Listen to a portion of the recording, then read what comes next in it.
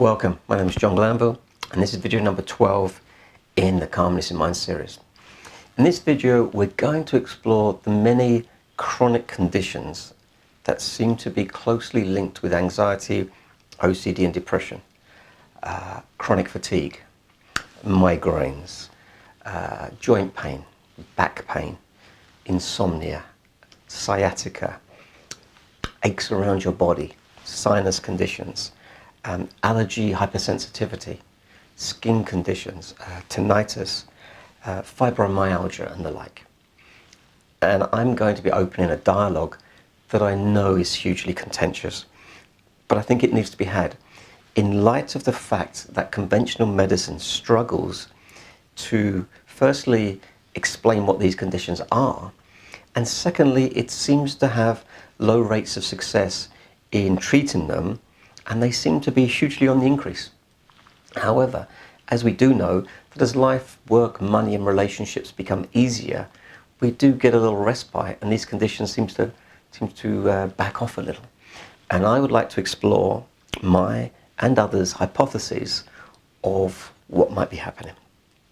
So, during my own transition from an anxious worrier and a controller of life to a calm responder, acceptor and influencer of life, there were 4 rules that I used that I truly believe shaped my recovery.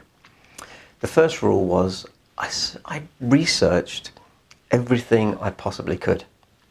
Secondly, I tried to keep a very open mind. Thirdly, I didn't take any advice from people who still had anxiety, still had OCD or depression or pain. And in fact, I found that online forums were dens of negativity and often contributed to a feeling that there was very little I could do to help myself. And the fourth thing, which perhaps is the most important, is I tested every theory in depth on myself before dismissing it. That way I knew for certain if it worked or not. And I didn't use my own fear or let my own childlike OCD talk me out of trying everything. And I'd encourage you to do the same. Looking back over my pretty full recovery and my many years working as an anxiety therapist, I gained a diverse and experiential perspective on the incredible power of how the mind and the body truly can work together.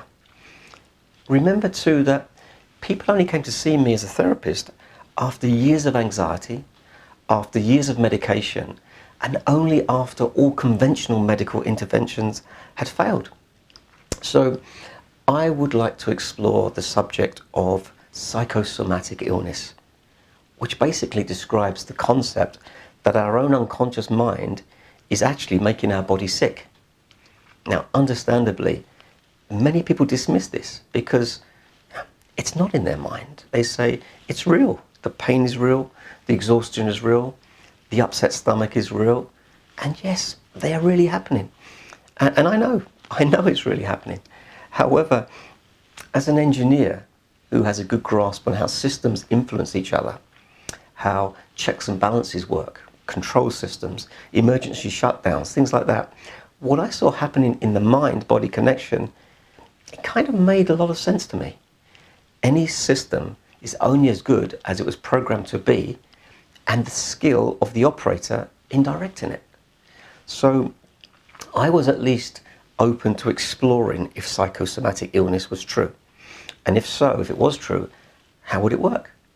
However, as I started working full-time with OCD and depression, I found that many people's resistance to the idea that we are, at least at some level, doing this to ourselves, even if it was unconscious, too hard for many people to accept. So they would look for the defects within themselves.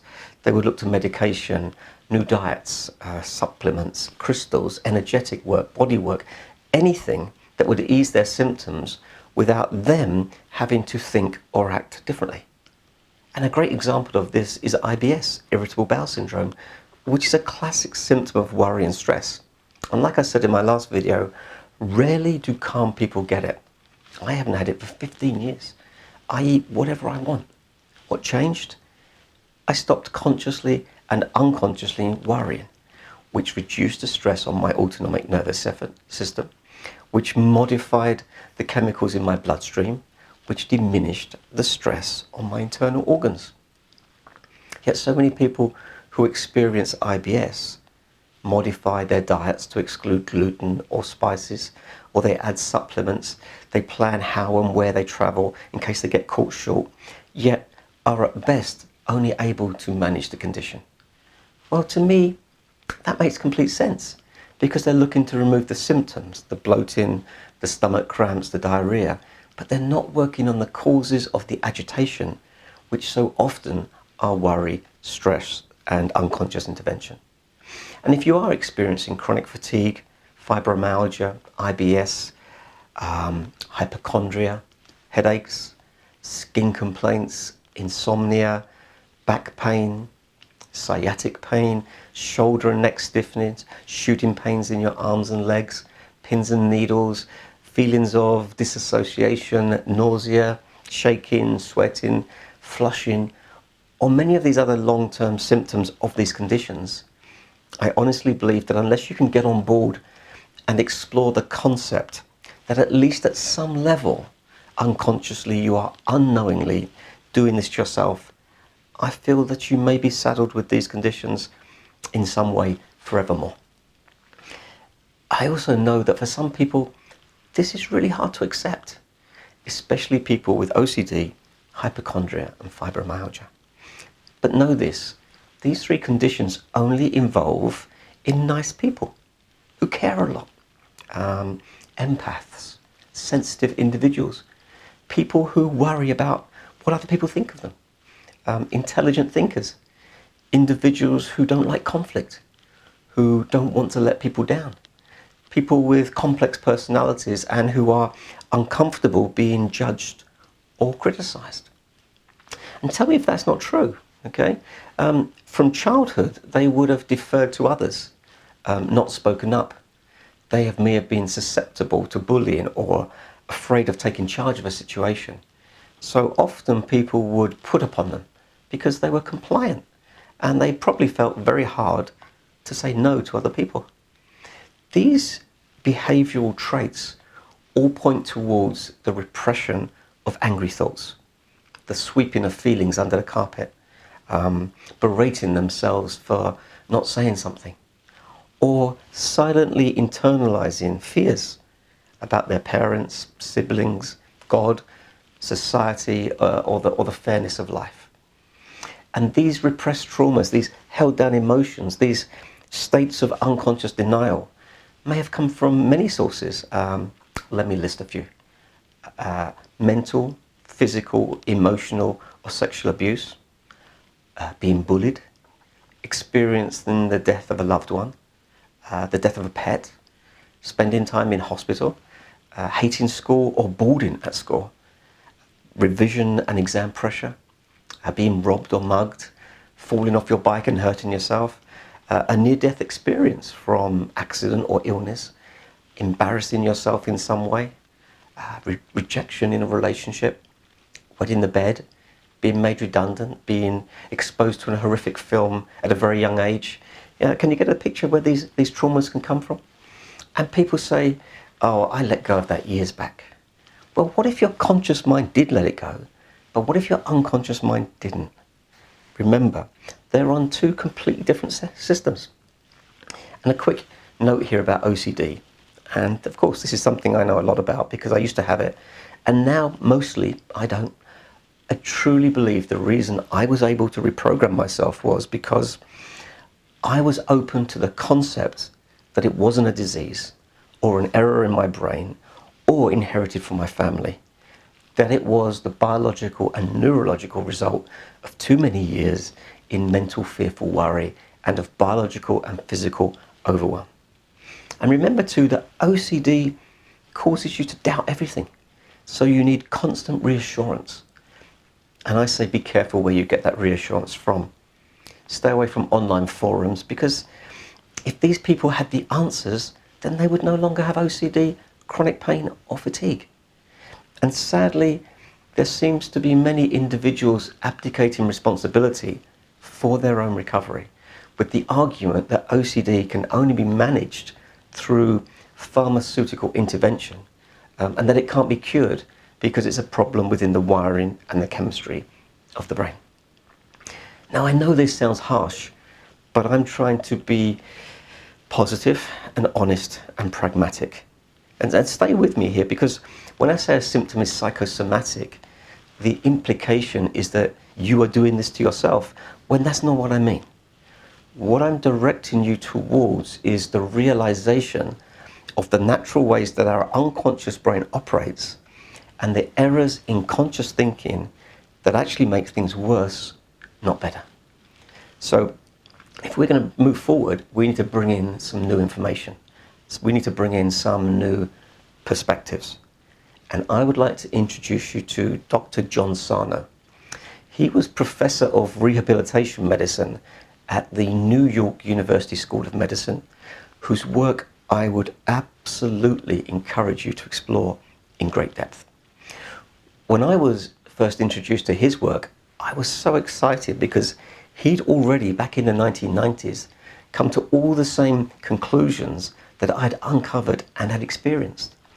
Put simply, he found that unprocessed anger, rage, fear, rejection, and unconsciously repressed emotional issues from childhood are held within the body and hidden from the conscious mind, which, much like my metaphor about potential energy being stored within our atoms, to keep these hidden fears out of conscious awareness, the unconscious, via the autonomic nervous system, decreases blood flow to muscles, nerves, and tendons.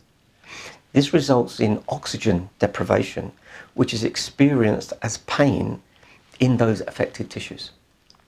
The unconscious mind is creating ailments in the body, pain in the body, to distract the conscious mind from dwelling and ruminating on past emotional pain and trauma.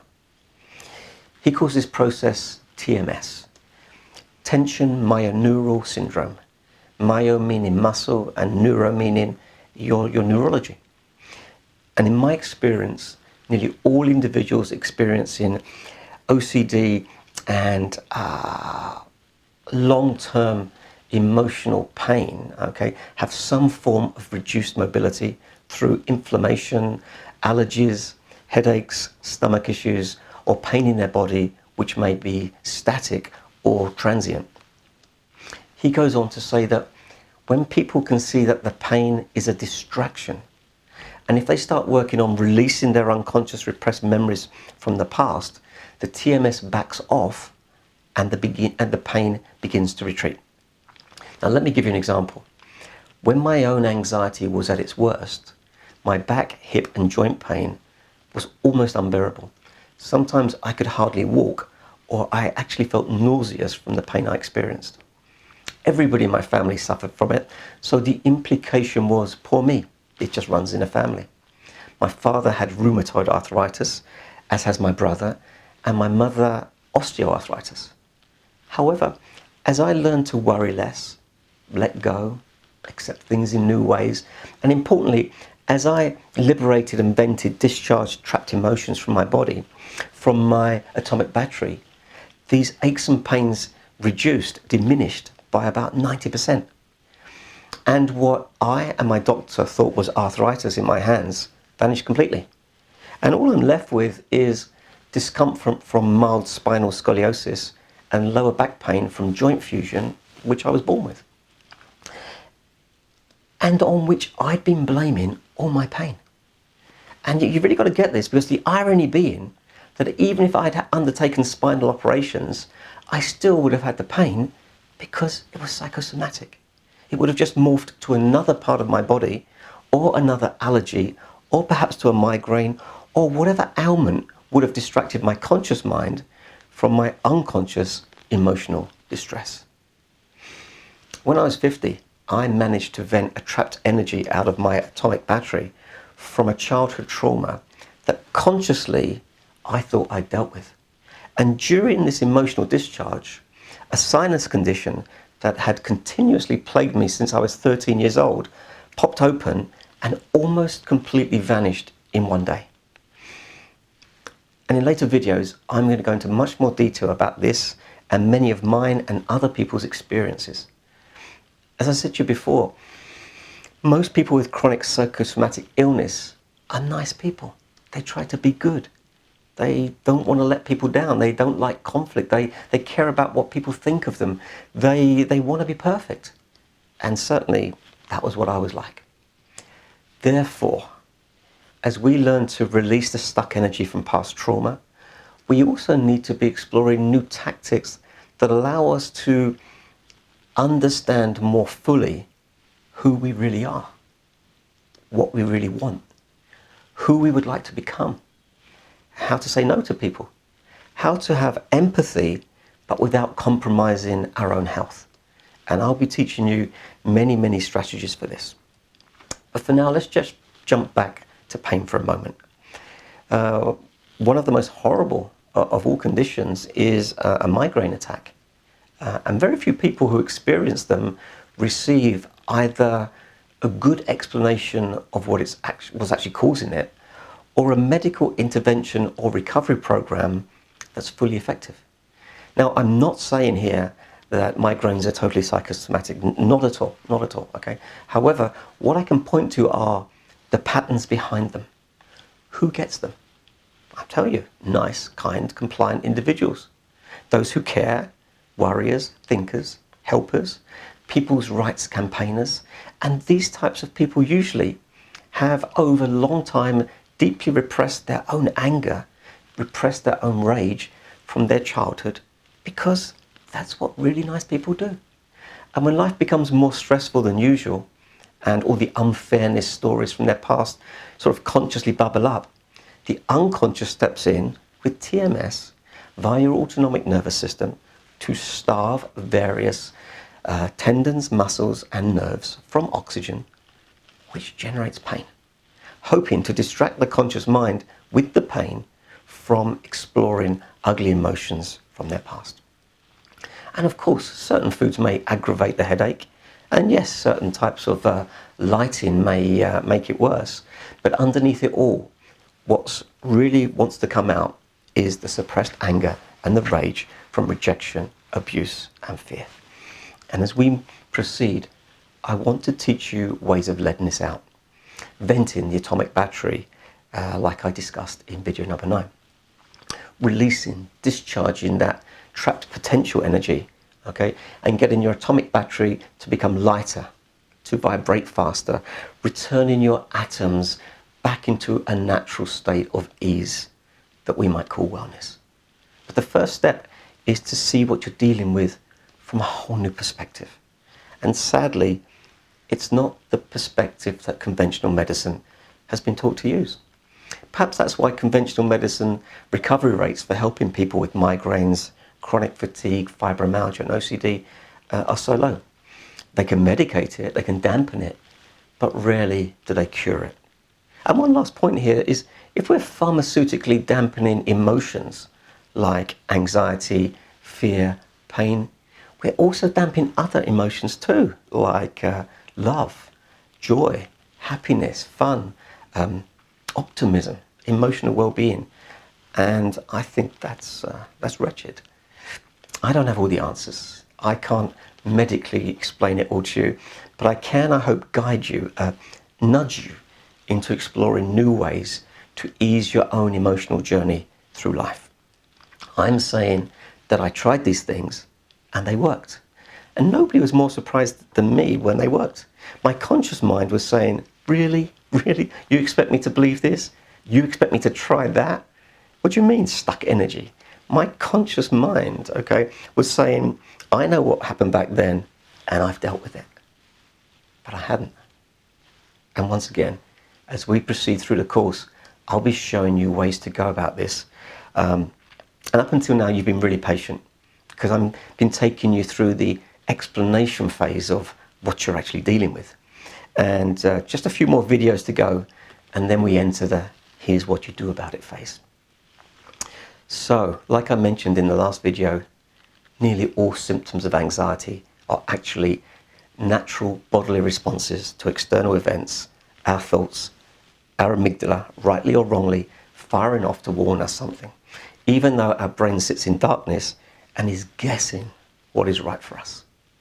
And if you are focusing on stopping your or treating your symptoms, you need to redirect your attention towards the cause, especially if you have OCD, because within OCD, the story of your fear is in fact a symptom. And finally, if you are experiencing long-term chronic pain, allergies, sinus complaints, skin conditions, chronic fatigue, or fibromyalgia, I would strongly ask you to explore TMS, tension myoneural syndrome, where our own unconscious mind uses pain and our autonomic nervous system against us. You might say, with the logic of an 8-year-old trying to make us stay at home, to divert our conscious attention from our emotional wounds via pain. And remember too, we're trying to recharge our emotional battery through less worry, less catastrophizing, more acceptance, letting go of control. And we're looking to find ways to discharge trauma, fear, pain, anger, and hurt from our atomic battery. And we do this through exposure therapy, like I showed you the beginnings of in video number 8, and by empowering ourselves to grieve, to shake, to cry, by revisiting past traumas from our life. We use the story of the event or the story of the trauma to stir up our emotions. However, we try not to remain stuck in the story. We are not looking for answers. We're just trying to pull up the trauma. We're trying to release the potential energy as kinetic energy via our chemical reactions, our bodily movements, our crying, our shaking. Why these things actually happened, although they were sad, unfair, or even horrific, that's not the point. The point is to vent stuck energy.